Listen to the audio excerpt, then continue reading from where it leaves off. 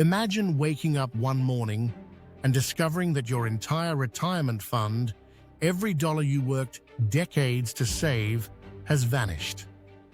No hacking, no sudden market crash, just gone. What you thought was safe, insured, and managed by professionals was, in fact, the foundation of one of the biggest financial deceptions in American history.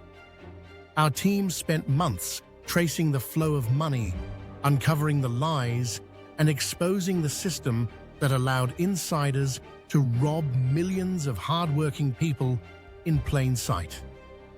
This is the story of the great retirement heist, and the truth behind how the American dream was stolen, one paycheck at a time. It started with a promise of stability, growth, and peace of mind. The man behind this illusion wasn't a street criminal. He wore a tailored suit, appeared on financial talk shows, and donated millions to charities. He was hailed as a visionary investor who had cracked the code for safe, consistent returns in a volatile market. Workers trusted him. Corporations trusted him. Even the government trusted him. His name became synonymous with financial security. But behind that polished image was a master manipulator who built an empire on deception. The mechanism was simple yet brilliant. He promised investors a guaranteed 10 to 12% annual return, no risk, no volatility. For a pension fund manager desperate to meet future obligations, it sounded like a miracle. But miracles don't exist in finance. The returns weren't coming from profit. They were coming from other investors' money, a sophisticated version of the oldest trick in the book. It was a shell game, perfectly timed and hidden behind complex accounting entries that made fake gains look real. In the early years, everyone won. Retirees saw steady growth in their portfolios. Fund managers received praise and bonuses. The mastermind's reputation grew, attracting even more investment. He was invited to political fundraisers, featured in glossy magazines, and celebrated as the man who made retirement safe again. What no one realized was that this success story was built on a time bomb, and when it exploded, it would leave millions financially ruined. The question is, how did nobody see it coming? The answer lies in the system itself, a system designed not to protect the public, but to protect the powerful. Oversight agencies were underfunded and overwhelmed. Regulators relied on reports submitted by the very institutions they were supposed to monitor. When a few analysts raised concerns, pointing out irregularities in returns and missing documentation, their warnings were buried under bureaucracy and political pressure. The fox was guarding the hen house, and the hens were the American people's life savings. The structure of the fraud was a maze of legal entities. Offshore trusts in the Cayman Islands, shell companies in Delaware, shadow accounts in Luxembourg.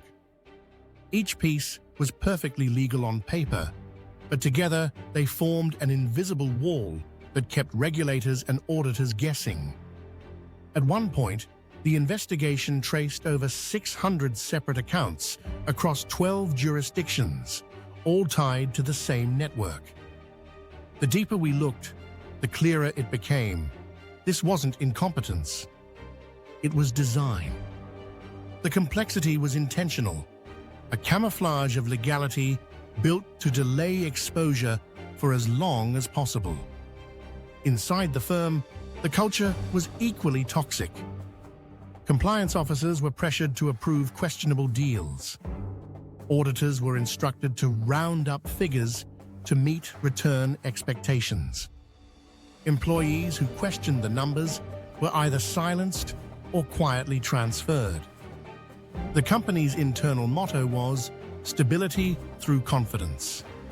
What it really meant was keep the illusion alive no matter what.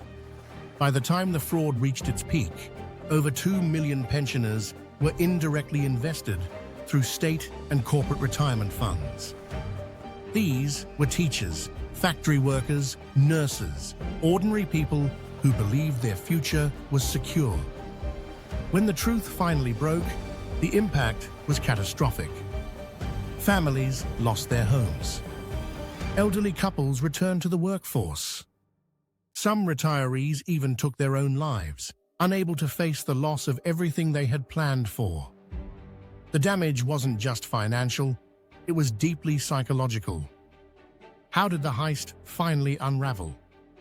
Not through regulators or internal audits, but through a whistleblower. An analyst inside the firm discovered that certain guaranteed returns were mathematically impossible. He compiled data, leaked internal memos, and contacted investigative journalists. Within weeks, the story broke. Trading was halted, offices raided, and the illusion shattered. The numbers didn't add up because there were no numbers, only fabricated spreadsheets and falsified account statements. The public outrage was immediate, but justice was not. As the legal cases unfolded, victims watched in disbelief as executives testified before Congress, apologizing with carefully rehearsed remorse. They called it a failure of oversight. They blamed market conditions. But the truth was clear. This was not an accident. It was a crime. Yet, as we followed the court proceedings, one fact became impossible to ignore. Despite billions in losses, not a single senior executive went to prison. Fines were paid. Assets were seized. But the people who designed the system walked free. The reason? The same doctrine that has protected every major financial institution for decades, too big to fail. Prosecutors argued that criminal convictions could destabilize the economy. Instead, they opted for settlements, billion-dollar fines that barely dented profits. It was, once again, the cost of doing business. And for the victims, justice remained out of reach. We spoke with former employees who revealed the inner workings of the scam. They described how management pushed unrealistic targets, how fake valuations were passed as audited data, and how political connections shielded the firm from scrutiny. One employee recalled a chilling meeting where a senior executive said, "As long as people believe it's not a lie, it's an investment." That sentence defines the psychology behind every financial crime of this scale. The belief that perception can rewrite reality. Meanwhile, the government launched multiple task forces. There were headlines, investigations, and promises of reform. But over time, the outrage faded. The money trail grew cold. Victims received pennies on the dollar through bankruptcy settlements. The mastermind himself lived under house arrest in a mansion paid for with the very money he stole. Years later, when journalists asked him if he felt remorse, his answer was brutally honest. "I didn't steal from people, I just moved their expectations." The ripple effect of this crime is still felt today. Entire state pension systems are under strain because of the losses. Trust in financial advisors and retirement funds has plummeted. The system that was supposed to protect workers instead became a weapon against them. And the cycle continues. New funds, new faces, the same structural vulnerabilities. There's a lesson buried in this tragedy. Transparency isn't a luxury, it's a lifeline. The fraud succeeded because the public was kept in the dark. Investors didn't ask questions because they trusted the system.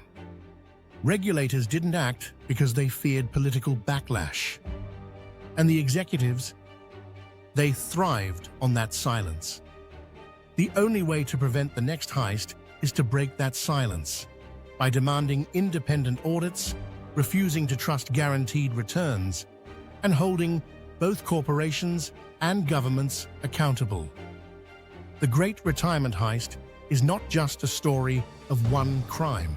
It's a blueprint for how wealth is systematically extracted from those who earn it. The same tactics, complex legal structures, friendly auditors, offshore entities are used today across industries. Our team continues to uncover these patterns, connecting the dots between past crimes and ongoing schemes that threaten millions more. If this investigation opened your eyes, don't let it end here. Protect your savings, question the promises of effortless profit, and stay informed.